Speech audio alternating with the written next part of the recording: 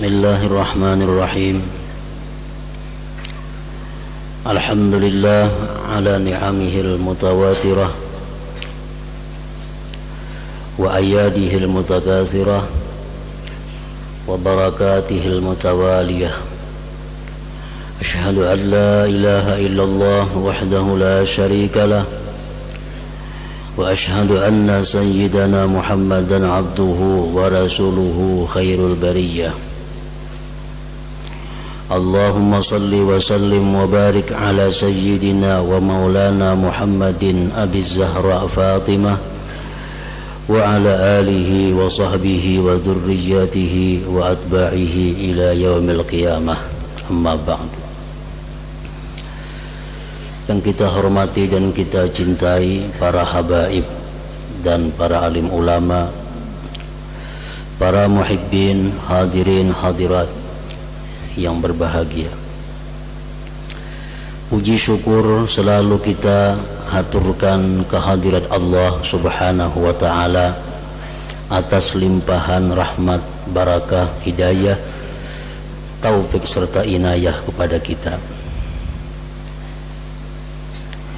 Dan juga salawat dan salam selalu kita haturkan kepada junjungan kita Nabi besar Muhammad sallallahu alaihi wasallam dan kepada seluruh keluarga, para sahabat, zurriyat dan pengikut beliau ila yaumil qiyamah. Para muhibbin rahimakumullah, yang ke-98 daripada surat-surat Al-Quran, yaitu suratul Bayyinah, madaniyatun wa ayatuha thaman. Surat yang bernama Al-Bayyinah diturunkan di Madinah dan ayat-ayatnya berjumlah 8 ayat. Bismillahirrahmanirrahim. Lam yakunil ladzina kafaru min ahlil kitabi wal musyrikina munfakkina hatta ta'tiyahumul bayyinah. Rasulun minallahi yatlu suhufan mutahharah fiha kutubun qayyimah.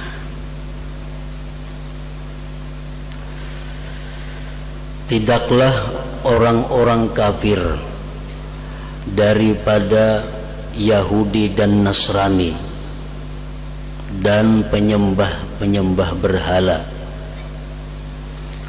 berhenti mereka itu dari keadaan mereka sehingga datang kepada mereka satu bukti yang jelas.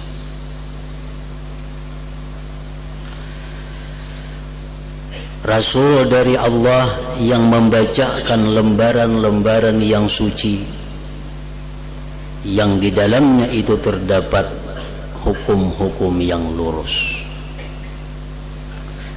Para muhibbin rahimakumullah, Allah Subhanahu wa ta'ala menjelaskan dalam beberapa ayat ini bahwa orang-orang Yahudi, Nasrani dan musyrikin, mereka itu berkata bahwa mereka tidak akan berubah dari agama mereka sampai datang kepada mereka seorang rasul yang menjelaskan kepada mereka tentang hukum-hukum yang lurus.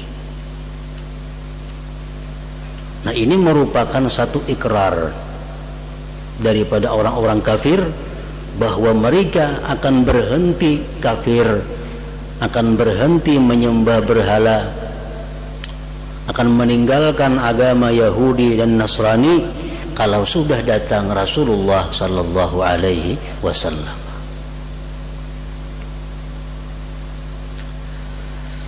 Wa ma tafarraqal ladzina utul kitaba illa min ba'di ma ja'atuhumul bayyinah. Dan tidaklah bercerai-berai, tidaklah berselisih orang-orang yang diberi kitab Yahudi Nasrani tadi, melainkan dari sesudah datang kepada mereka bukti bukti yang jelas, yaitu Rasulullah sallallahu alaihi wasallam. Ternyata sesudah lahir Rasulullah sallallahu alaihi wasallam, sesudah beliau diangkat menjadi utusan Allah, ternyata mereka orang kafir itu terpecah belah. Ada yang masuk Islam ikut Rasulullah, dan banyak yang tetap bertahan pada agamanya semula.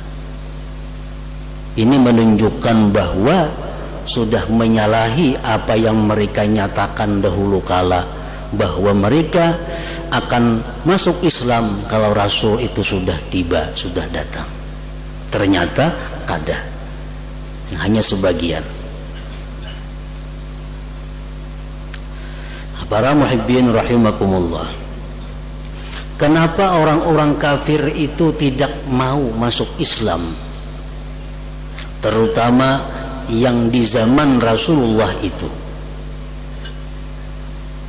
Padahal mereka langsung bertemu dengan Rasulullah sallallahu alaihi wasallam, melihat bagaimana wajahnya Rasulullah, mendengar bagaimana perkataannya Rasulullah, melihat bagaimana akhlaknya Rasulullah sallallahu alaihi wasallam. Tetapi kenapa mereka tidak beriman? Para ulama mengatakan salah satu di antara beberapa sebab, antara lain adalah karena ina dan ingkar. Ingkar itu bahasa kitanya kada tupang. Tahu wae pada Rasulullah itu benar, Rasulullah punya mukjizat, tahu, tapi pokoknya aku kada hendak beriman. Nah, itu ngarannya ingkar. Nang salah tetap dikarasi. Sebagaimana yang terjadi bagi sebagian penduduk Mekah.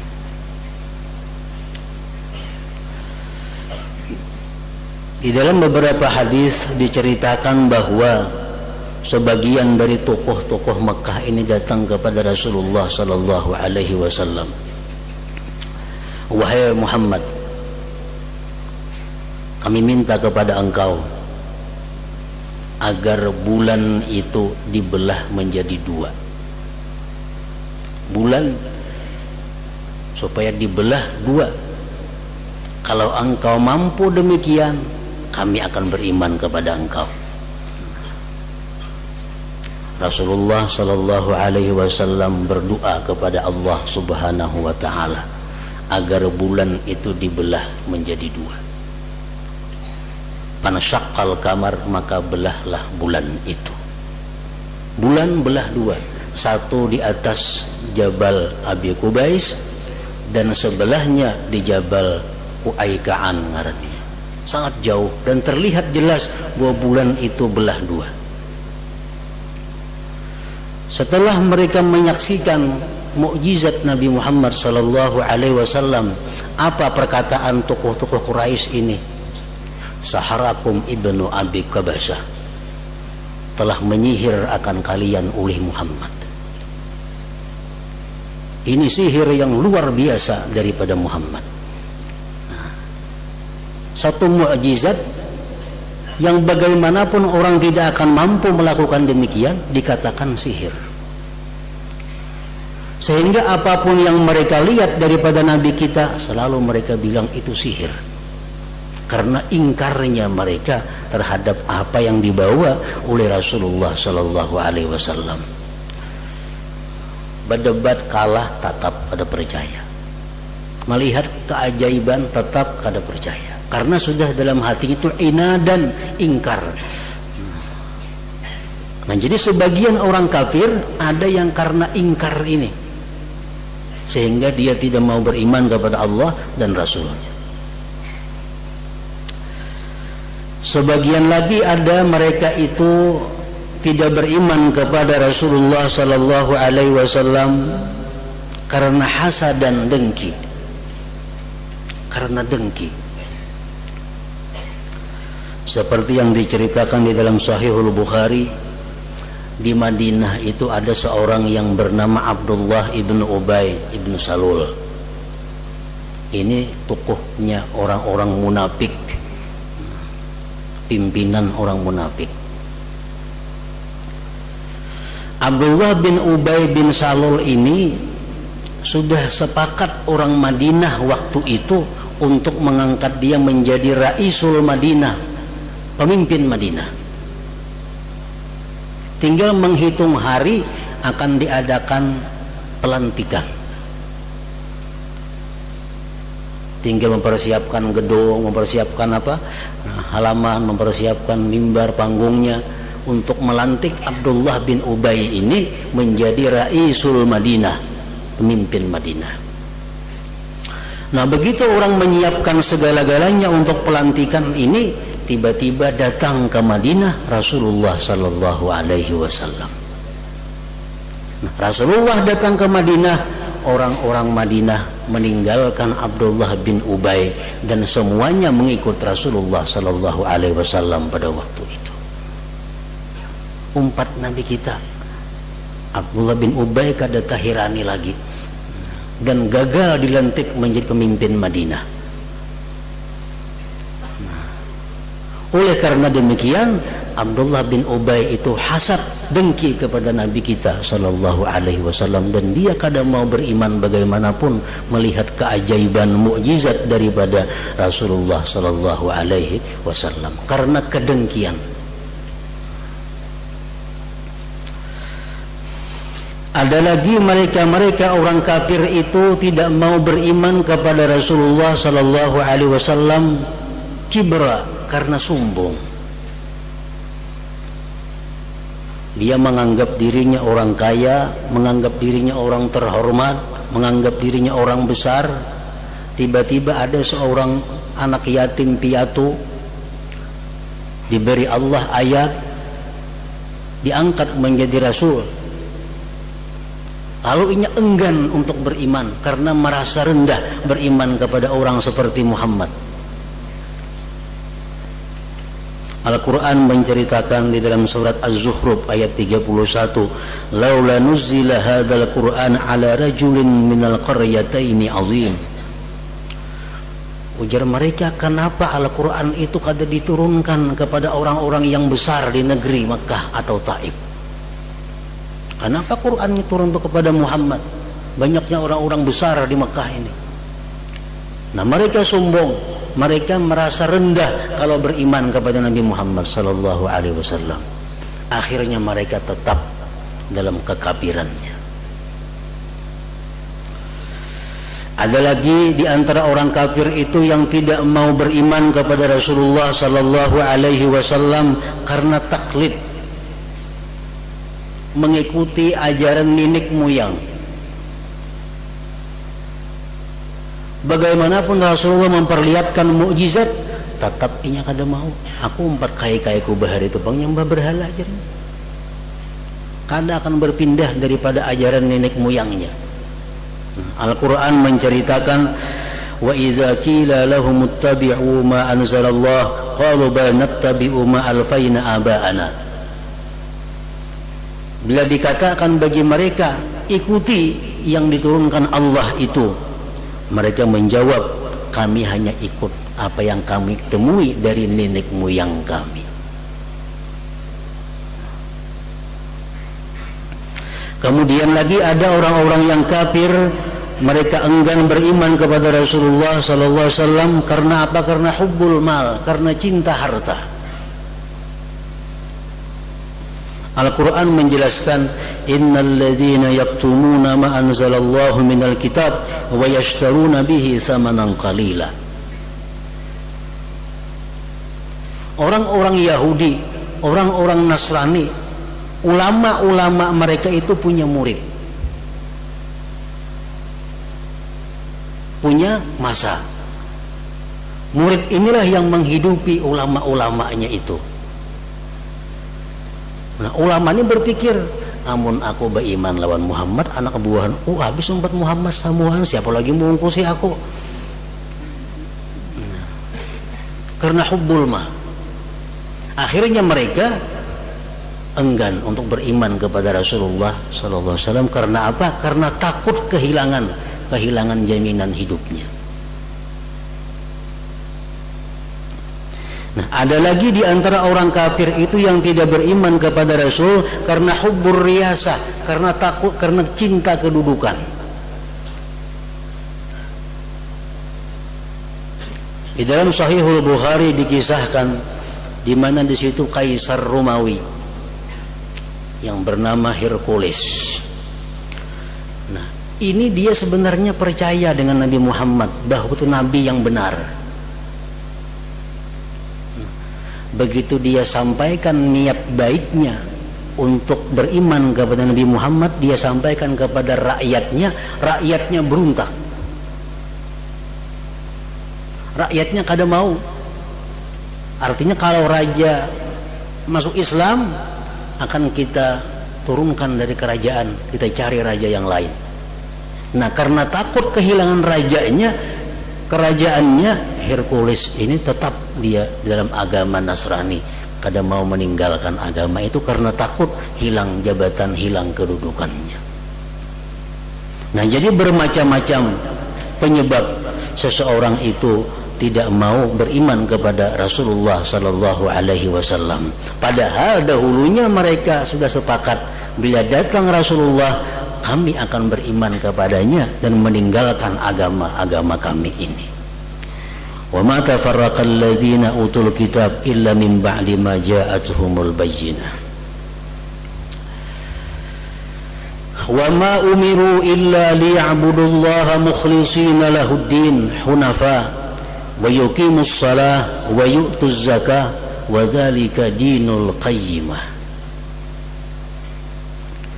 Tidak diperintahkan mereka itu melainkan untuk menyembah Allah. Orang-orang kafir ini mereka itu disuruh menyembah Allah. Mukhlishina lahuddin, mengikhlaskan bagi Allah itu agama. Artinya masuk Islam itu ikhlas. Menyembah Allah diperintahkan dan diperintahkan ikhlas. Hunafa, beriman kepada seluruh rasul.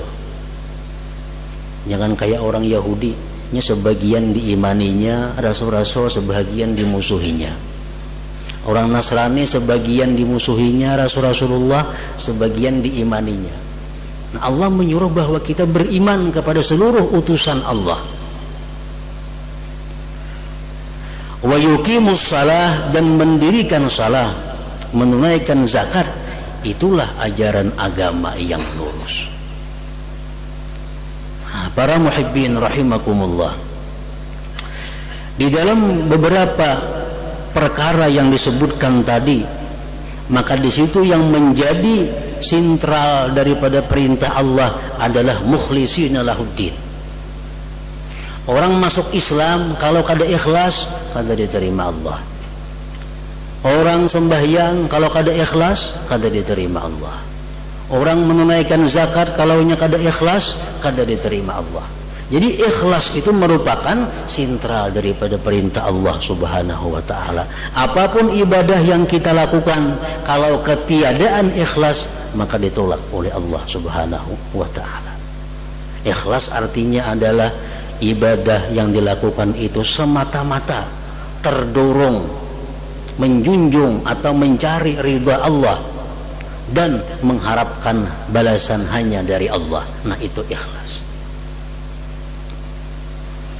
Para muhibbin rahimakumullah, Syekh Ali As-Sabuni dalam tafsir beliau Safwatut Tafasir menyatakan, al-a'mal salasatun, amal itu ada 3.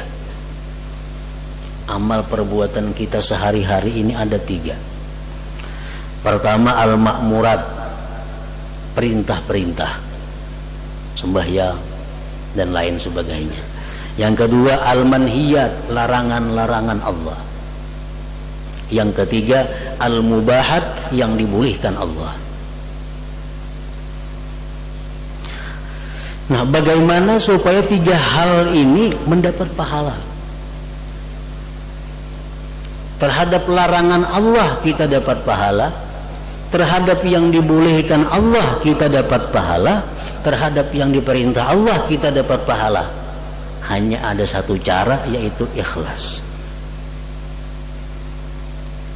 Menghadapi perintah Allah, sembahyang, membaca Al-Quran, baca salawat dan sebagainya, ikhlas, nah diterima Allah. Artinya terdorong oleh perintah Allah atau terdorong untuk mencari keridhaan Allah dan mengharapkan balasan hanya dari Allah, ikhlas. Maka sembahyang kita jadi berpahala. Yang kedua, al-manhiyat, larangan, riba, zina, mencuri dan sebagainya, larangan Allah. Bagaimana larangan itu supaya kita dapat pahala? Kita jauhi karena Allah. Jauhi riba karena Allah, jauhi zina karena Allah, jauhi ghibah karena Allah. Maka larangan itu pun menjadi pahala. Kalau larangan Allah itu kita jauhi tapi tidak karena Allah, kita kada dapat pahala. Perbuatan maksiat kita tinggalkan karena supan kelihatan orang, kada dapat pahala. Tapi dia terhindar daripada dosa itu. Al-mubahat, yang dibolehkan, makan, minum, guring, kawin dan sebagainya, itu mubahat. Nah, itu bisa berpahala kalau ikhlas karena Allah. Artinya kita melakukan makan, guring itu semata-mata untuk menambah kekuatan beribadah kepada Allah Subhanahu wa ta'ala. Itu termasuk ikhlas. Nah, para muhibbin rahimakumullah, sebagian ulama mengatakan la qalila ma'al ikhlas wa la katsira ma'ar riya. Tidak ada sedikit itu amal kalau disertai ikhlas. Dan amal apapun kada bisa dikatakan banyak kalau disertai riya. Kita menyumbang 10.000 rupiah tapi ikhlas, pahalanya kayak apa kada kawa dibayangkan. Karena amal itu walaupun kecil, bila ikhlasnya ini menggandalakan luar biasa. Betapapun amal kita banyaknya tapi riya, nah riya inilah yang menghancurkan amal kita. Tidak ada amal itu banyak kalau disertai oleh riya. Rasulullah SAW bersabda, akhlisil amal yujzika minhul qalil. Ikhlaslah kamu beramal, cukup akan engkau sedikit beramal.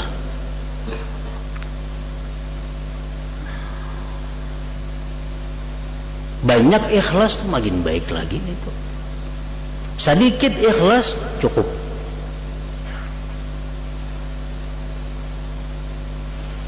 Nah, jadi ikhlas dalam pengertian secara umum adalah beribadah terdorong, terbangkit mencari keridaan Allah atau menjunjung perintah Allah dan mengharapkan balasan dari Allah. Nah, itu ikhlas.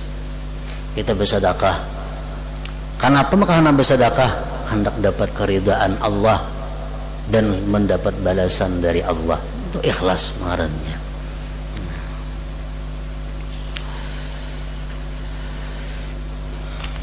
Innal ladzina kafaru min ahlil kitab wal musyrikin fi nari jahannam khalidina fiha ulaika hum syarrul bariyah.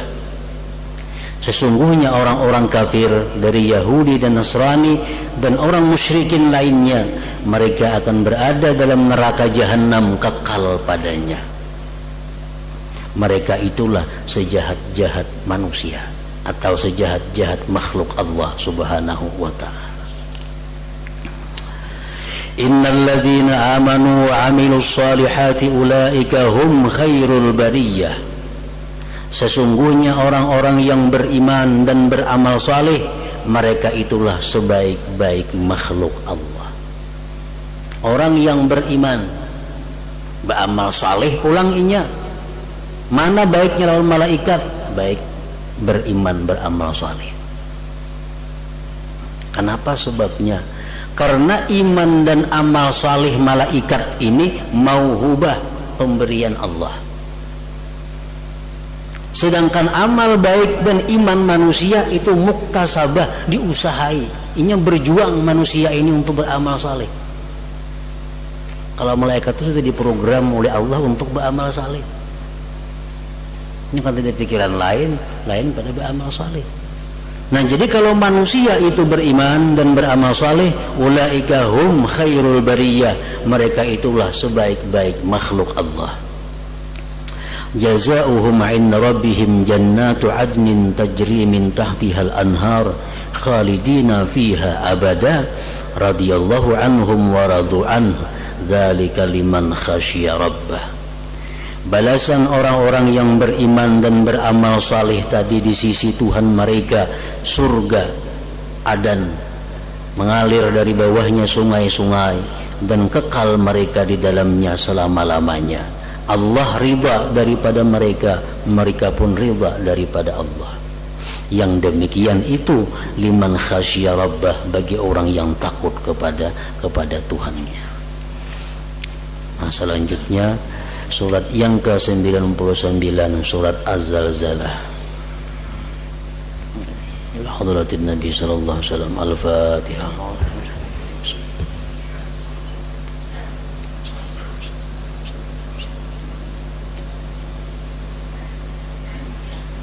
Asyhadu an la ilaha illallah wahdahu la syarika lah.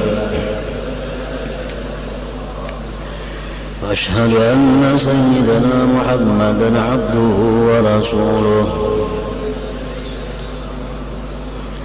لا إله إلا الله نستغفر الله لا إله إلا الله نستغفر الله لا إله إلا الله